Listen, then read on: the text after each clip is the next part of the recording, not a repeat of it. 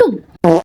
সেই সত্য যুগ থেকে এরকম একটা লুক করে আমার একটা রিল ক্রিয়েট করার বড্ড বেশি ইচ্ছা, বাট ঘরের কোনো কোনা খুঁজে পাচ্ছি না যেখানে আমি এরকম একটা অ্যাস্থেটিক ব্যাকগ্রাউন্ড বানাতে পারবো।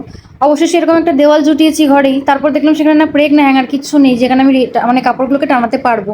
তারপর কি এরকম একটা ঘরের মধ্যে টেপ খুঁজে পেলাম যেটা দিয়ে এরকম জুগাড়ো মাথায় বুদ্ধি এলো, আর সেটা দিয়ে আমি কাপড়গুলোকে এরকম করে টানিয়ে নিচ্ছি যাতে সুন্দর একটা ব্যাকগ্রাউন্ড তৈরি করতে পারি, আর কিছুই না।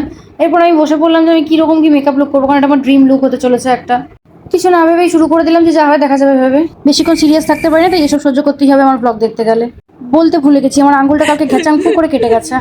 এরপর ঘরে থাকা এশিয়ান পেইন্ট, ময়দা, পুট্টি, আপনারা যা যা বলে থাকেন সমস্ত কিছু মুখে লেপাপুতি করে নিচ্ছি, তার কারণ দেখতে তো সুন্দর লাগতে হবে নাকি, একটা ড্রিম রিল বলে কথা, ড্রিম লুক তো বটেই। আর এই এক বেদও পর্দা হয়েছে, যতবার আমি দেখছি মেকআপ করতে যাচ্ছি খুলে খুলে শুধু পড়ে যাচ্ছে। মানে কি বলবো, আমার জীবনে ডাউনফল এত হয়নি যতবার পড়েছে।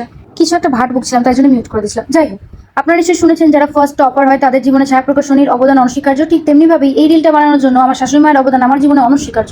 কারণ এই পুরো লুকটা ক্রিয়েট করতে কি কি লাগবে, ফুল টুল কিনে আনা, সমস্ত কিছু অ্যারেঞ্জমেন্ট আমার শাশুড়ি মা করে দিয়েছে। আমার থেকে বেশি এক্সাইটমেন্ট ওনার।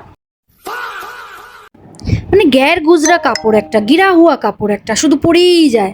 যাই হোক, রিলটা আমি অলরেডি আপলোড করে দিয়েছি আমার প্রোফাইলে, যারা যারা দেখতে চান তারা তারা একটু দেখে নিতে পারেন রিলটা। আজকের মতন এখানেই আসি, আবার দেখা হবে পরের ব্লগে। Bye bye.